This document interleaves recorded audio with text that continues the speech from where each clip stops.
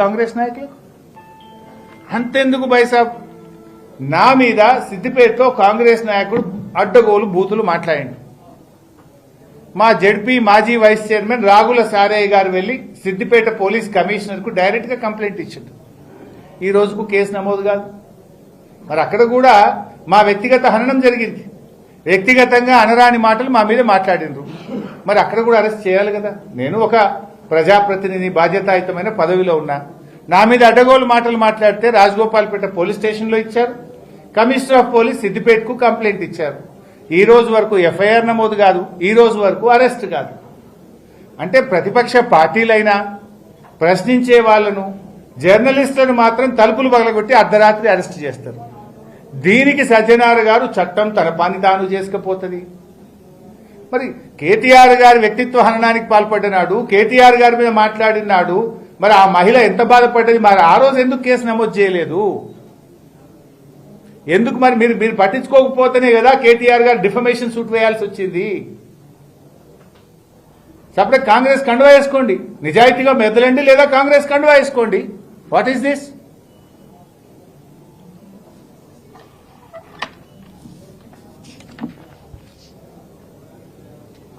ఇంకో బాధ కలిగేది ఏంటంటే రేవంత్ రెడ్డి గారికి ఈ మిడ్ నైట్ ఏమంటారు చూడండి, రాత్రి కాగానే కొన్ని సినిమాల్లో ఇట్లా అయిపోతారు చూడు మనుషులు. 12 కాగానే మనిషి ఏమవుతాడు? రెమో. రాత్రి 12 కాగానే మనుషుల్లో ఇట్లా మార్పు అప్పుడప్పుడు సినిమాల్లో చూస్తుంటాం. ఏది కొన్ని ఆ సినిమాలు ఉంటాయి, ఏం సినిమాలు? క్రైమ్ హారర్ సినిమాలు ఉంటాయి చూడు. అట్లాంటి లక్షణం ఏదో ఉన్నట్టుంది రేవంత్ రెడ్డికి. అరాచకవాది నిద్రలేస్తాడు రేవంత్ రెడ్డిలో. కోర్టు సెలవులు ఉన్నప్పుడేమో హైడ్రా కూల్చివేతలు. కోర్టు ఇవాళ శనివారం అనగానే పొద్దుగాల జేసీబీ వస్తుంది కూలగొట్టనికి. అర్ధరాత్రి సమయంలో జనాల మీదకి పోలీసులు. హోంశాఖ తన దగ్గరనే పెట్టుకొని ముఖ్యమంత్రిగా, హోంశాఖ మంత్రిగా ఇవాళ పోలీసులను ప్రైవేట్ సైన్యంగా రేవంత్ రెడ్డి గారు మార్చుకుంటున్నారు. ప్రశ్నించిన పాపానికి బీఆర్ఎస్ నాయకులను, సోషల్ మీడియా వారియర్ల ఇండ్ల మీదికి అర్ధరాత్రి పోలీసులను ఉసిగొల్పుతా ఉన్నారు. అల్లు అర్జున్ ఇంటి మీదికి కూడా పోలీసులను పంపి అరెస్ట్ చేయించారు. సహచర మంత్రి కొండా సురేఖ గారి ఇంటికి కూడా అర్ధరాత్రి పోలీసులు పోయిండ్రు. మీకు గుర్తుందా? సహచర మంత్రి కొండా సురేఖ ఇంటికి కూడా అర్ధరాత్రి రేవంత్ రెడ్డి పోలీసులను పంపిండు.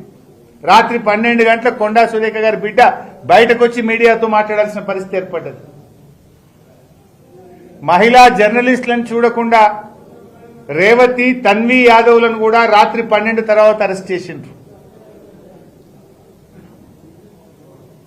నిజమైన నేరగాళ్లను వదిలేసి కేవలం రాజకీయ కక్ష సాధింపు కోసం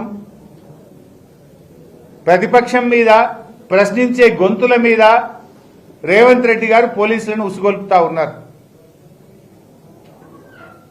దర్జాగా పట్టబదలు నేషనల్ హైవే కాంట్రాక్టర్ను బెదిరించి డబ్బులు ఇవ్వమని దెబ్బలు కొడుతుంటే గల్లా పట్టుకుని కొడితే కేసులు ఉండవు, అరెస్టులు ఉండవు. పట్టబగలు హైదరాబాద్ నడిబొడ్డున రాఘవ కంపెనీ భూ కబ్జాలు చేస్తే కేసులు ఉండవు, సిట్టులు ఉండవు, అరెస్టులు ఉండవు. హైదరాబాద్ నడిబొడ్డున గన్ను పెట్టి పారిశ్రామికవేత్తల వద్ద అక్రమంగా వసూళ్లు చేస్తే కేసులుండవు, సిట్లుండవు. నేను చెప్పలే కదా, కేబినెట్ మంత్రి సురేఖ గారి బిడ్డనే చెప్పింది. రేవంత్ రెడ్డికి అత్యంత సన్నిహితుడు రోహిన్ రెడ్డి పారిశ్రామికవేత్తకు ఘనత మీద తుపాకీ పెట్టి డబ్బులు వసూలు చేసిండు అని నేను చెప్పినా?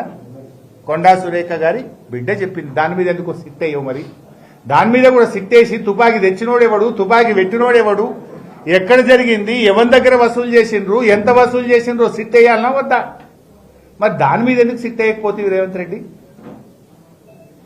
అంటే నువ్వు సెలెక్టివ్గా వేస్తావా సిట్టు? ప్రతిపక్షాల మీదనో ప్రశ్నించే గొంతుల మీద మాత్రమే సిట్టేస్తావా? హైదరాబాద్ బ్రాండ్ ఇమేజ్ దెబ్బతీసి రాష్ట్ర పరువు తీసే విధంగా నీ ఇంటి ముంగటనే గెస్ట్ హౌస్ లో, ముఖ్యమంత్రి ఇంటి ముందు గెస్ట్ హౌస్ లో గన్ పాయింట్ పెట్టి పారిశ్రామికవేత్త దగ్గర పైసలు వసూలు చేస్తే సిట్ అయ్యవు. నీ ఇంటికి కూతవేటు దూరంలో హైదరాబాద్ నడుబొడ్డున నీ మంత్రి గారి కంపెనీ భూ కబ్జా చేస్తే దాని మీద సిట్ అయ్యవు.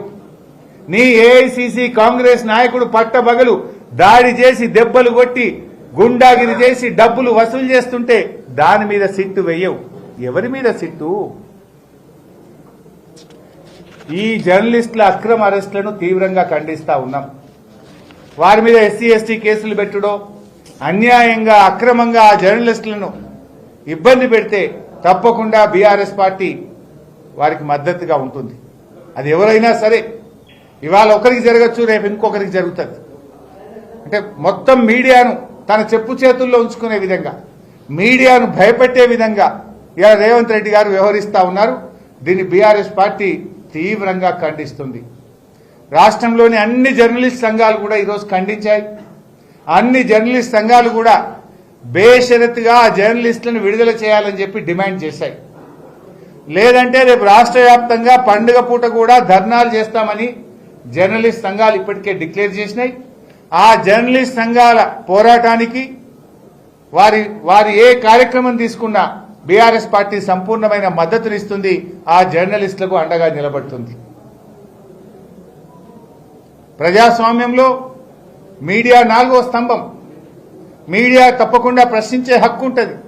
అసలు చరిత్రలో ఎప్పుడు కూడా ఒక మీడియా హౌస్కు వెళ్లి, పోలీసులు మీడియా హౌస్కు వెళ్లి సీజ్ చేయడము, కంప్యూటర్లు ఎత్తుకుపోవడం ఎప్పుడు జరగలే. ఫస్ట్